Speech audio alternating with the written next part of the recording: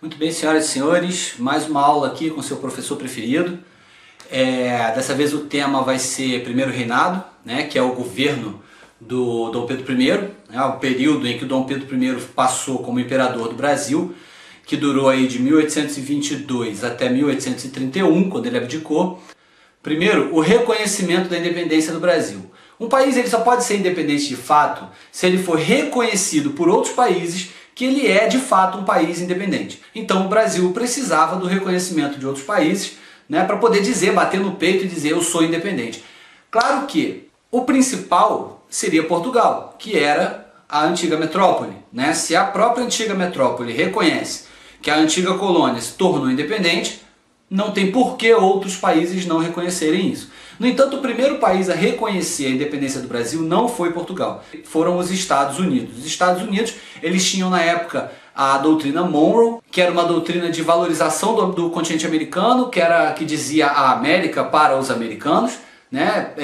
Como querendo dizer que os europeus não tinham nada que fazer aqui, né? Que o continente deles era outro, e os Estados Unidos já querendo tomar de frente ali, tomar uma liderança desses países americanos, né, para poder se tornar a grande potência do continente americano e blá blá blá, e tudo isso que a gente já sabe e existe até hoje, né? Isso já naquela época.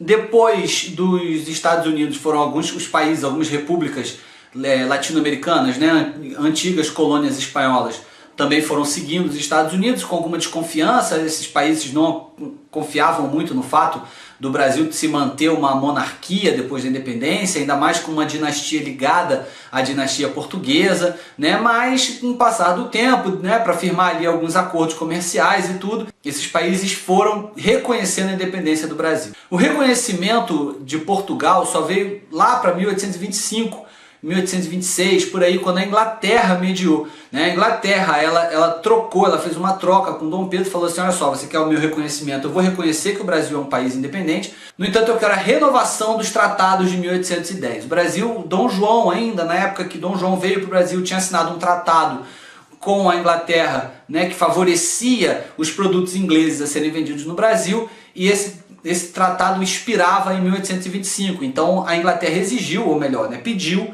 para Dom Pedro para renovar esse tratado, e dessa forma ela não só reconheceria a independência do Brasil, como mediaria ali, como ia conversar com a galera de Portugal, para também a galera de Portugal aceitar e reconhecer a independência do Brasil. E foi isso que aconteceu, né? Portugal acabou reconhecendo também, depois dessa conversa toda com a Inglaterra. Ela pediu ali uma indenização de 2 milhões de libras, né? Dinheiro que o Brasil não tinha. Tá? O Brasil estava ali numa profunda crise econômica que durou o primeiro reinado inteiro, né? E esses 2 milhões de libras eles foram pagos pela Inglaterra, né? A título de empréstimo. O Brasil fez o empréstimo com a Inglaterra para poder pagar a indenização para Portugal. Tipo, pegou o dinheiro com a Inglaterra e deu o dinheiro para Portugal, para poder reconhecer, para poder ter a sua independência reconhecida e poder bater no peito e dizer eu sou um país independente. Outra coisa que um país independente tem que ter, pelo menos a partir ali já do século XIX, é uma Constituição. E o Brasil já tinha começado, Dom Pedro já tinha mandado começar a fazer a Assembleia Constituinte mesmo antes de declarar a independência, né? Mas essa Assembleia ela só vai começar a trabalhar mesmo em 1823 e vai ficar pronto um esboço dessa Constituição também ainda em 1823. Esse esboço fica conhecido como Constituição da Mandioca. Eu estou saudando a mandioca. Isso porque ela instituía o voto censitário não de acordo com a renda, mas de acordo com a quantidade de farinha de mandioca que aquela pessoa conseguia ter em um ano.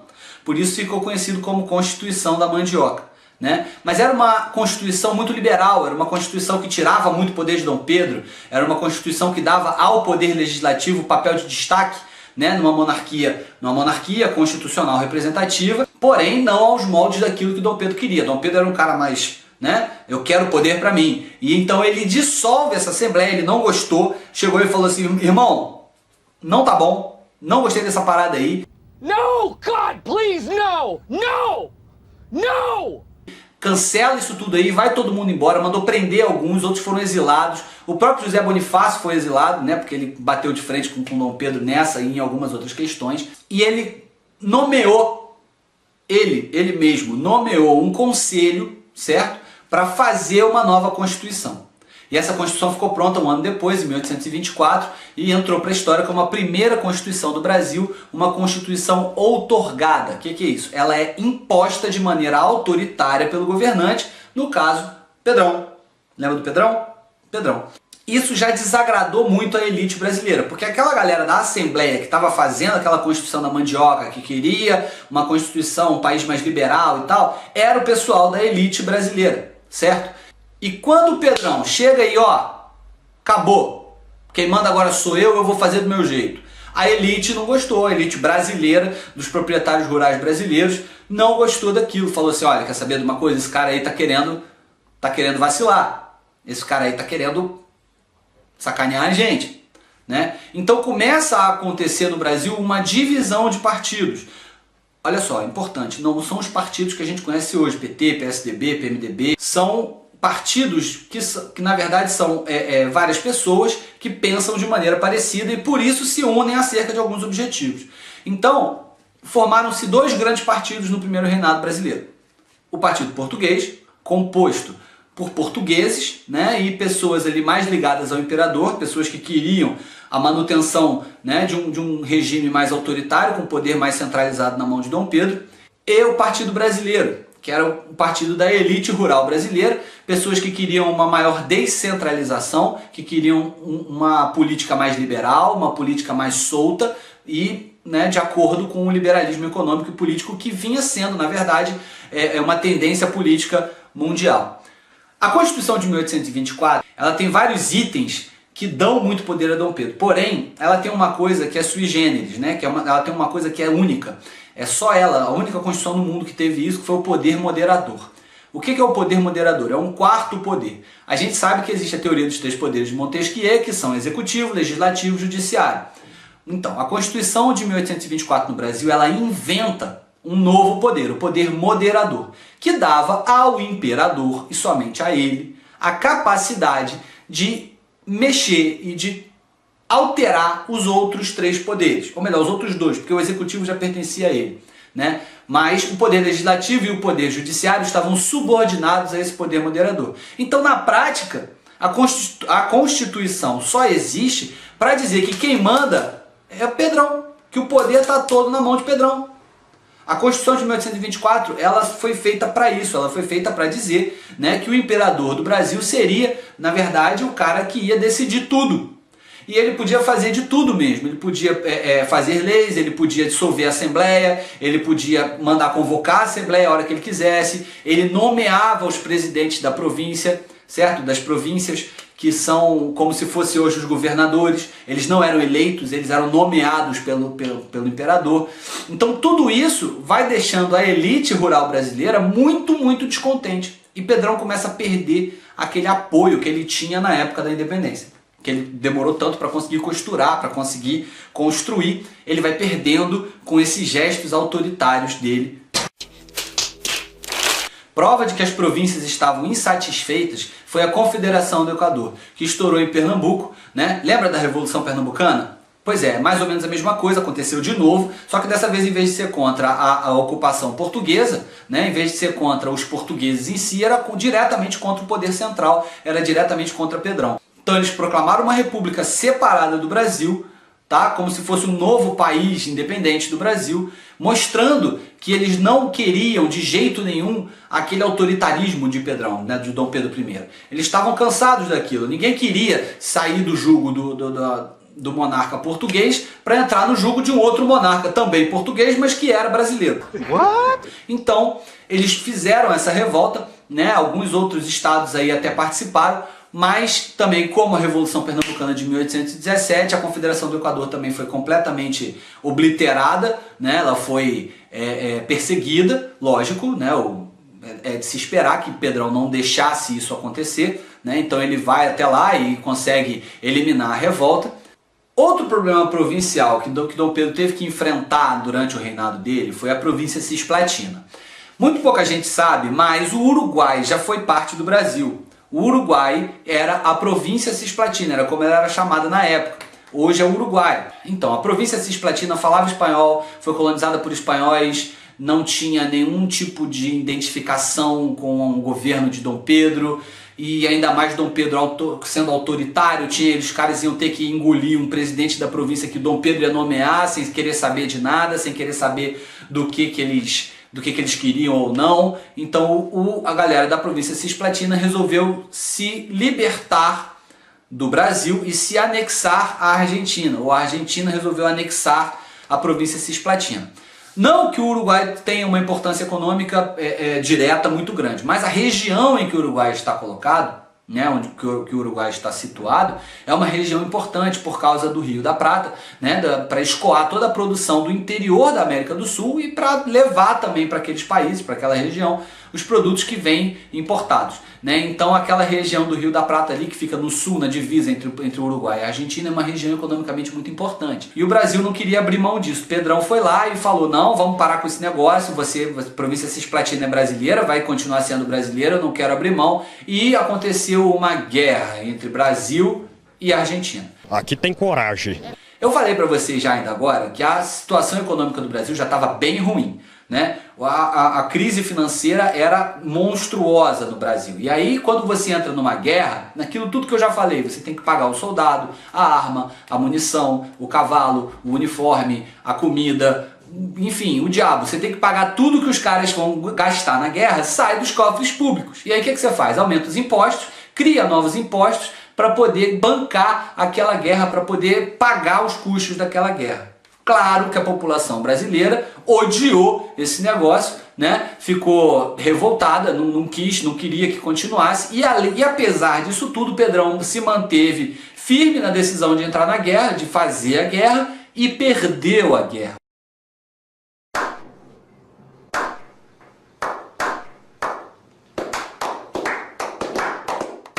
O Uruguai se transformou numa nação, num estado independente em 1828. A Banda Oriental do Uruguai. O Pedrão então sofria já a sua primeira grande derrota, né, à frente do governo brasileiro, à frente do Império Brasileiro. Enquanto o problema na província Cisplatina estava acontecendo, Dom João VI morreu.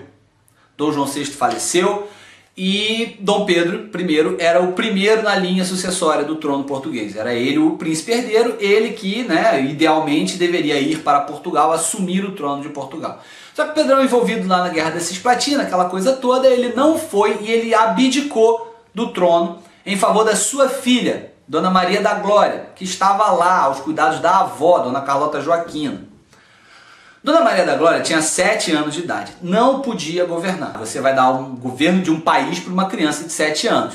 Complicado, né? Então, o que foi feito? Dom Miguel, irmão de Dom Pedro I, irmão mais novo, se casou com a sobrinha, com a filha de Dom Pedro. Parece novela mexicana, mas não é novela mexicana, é novela portuguesa mesmo.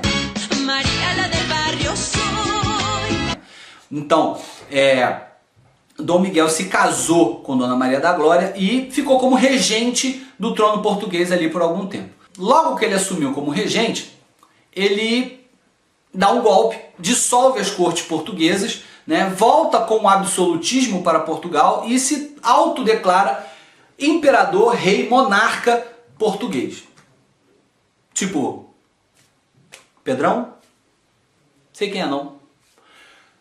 Pedrão, é lógico, quando fica sabendo, fica louco de raiva e resolve, pronto, começa a dividir a atenção entre o governo brasileiro e os problemas que aconteciam em Portugal. Ao mesmo tempo, aqueles dois partidos que eu falei no começo do vídeo, o Partido Português e o Partido Brasileiro, eles estão em confronto constante. E Pedrão mais preocupado com a sucessão do trono português do que de fato com os problemas do Brasil. A crise econômica vai se alastrando, a crise econômica vai aumentando, o Brasil não tinha indústria, não conseguia fazer uma indústria acontecer no Brasil porque os produtos ingleses industrializados chegavam aqui muito mais baratos do que o que a indústria brasileira conseguia produzir, né? Então você vendia matéria-prima muito barato lá para fora, comprava produtos industrializados muito caros lá de fora. Então o que acontece? A balança comercial fica negativa. Então a crise econômica ela se instalou e ela não queria ir embora de jeito nenhum. E Pedrão não estava preocupado com isso. Pedrão estava preocupado com a sucessão do trono português. Numa dessas idas e vindas, ele foi fazer uma visita, né, a Minas Gerais, né? Foi lá comer um pão de queijo e tal. Quando ele voltou, ele foi recebido, né? Teve uma recepção para ele no Rio de Janeiro, né? Lógico, por integrantes, né, correligionários a ele, ali, por integrantes do partido português. E essa recepção foi atacada por brasileiros, né? Por integrantes do Partido Brasileiro. Aí você pensa assim, foi atacada como? Caraca, quer dizer que teve treta, teve confusão, teve briga? Teve. Caraca, teve tiro, calma. Tiro? Difícil. Pode até ser. Mas entrou para a história como a Noite das Garrafadas. O que a gente sabe é que foi usado garrafas e pedaços de pau. Quer dizer, portugueses e brasileiros saindo na garrafada e na paulada e aquela coisa toda. Aí é aquilo que eu falo, a história do Brasil tem a Noite das Garrafadas, que você olhando assim desavisado pode pensar que era uma grande festa, né, onde as pessoas abriram ali as suas garrafas de bebida e comemoraram alguma coisa, quando na verdade foi uma briga, né, foi uma confusão, foi um confronto. E isso foi a gota d'água para Dom Pedro chegar e falar, quer saber de uma coisa? Chega, vou embora. Vou embora.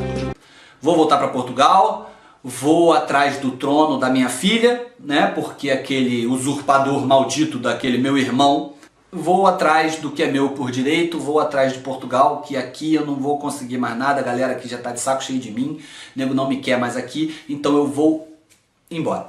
E foi. Aí você pergunta assim, mas vem cá, e quem ficou no Brasil? Pedrinho, filho de Pedrão, Pedrinho. Dom Pedro II, como ele vai ser chamado depois que for coroado imperador, claro, ele não podia ser coroado imperador porque ele era o filho mais novo de Dom Pedro, né? Tinha só 5 aninhos.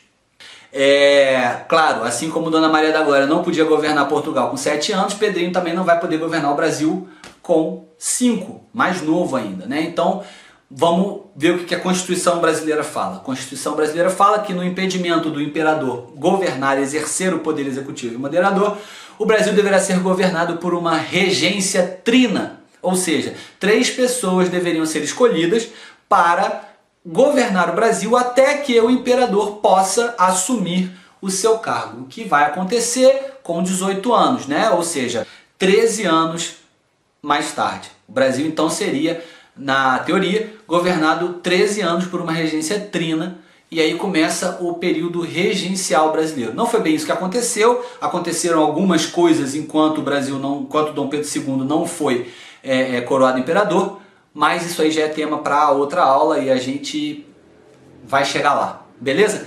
Então eu espero que tenha sido legal, espero que você tenha conseguido entender, espero que tenha sido satisfatório. E se ficou alguma dúvida, deixa a pergunta aqui nos comentários que eu faço questão de responder, tá? Também se você quiser se inscrever no canal e dar o joinha aí embaixo, vai ser muito legal, eu vou curtir pra caramba. Falou? Obrigado pela atenção, até a próxima.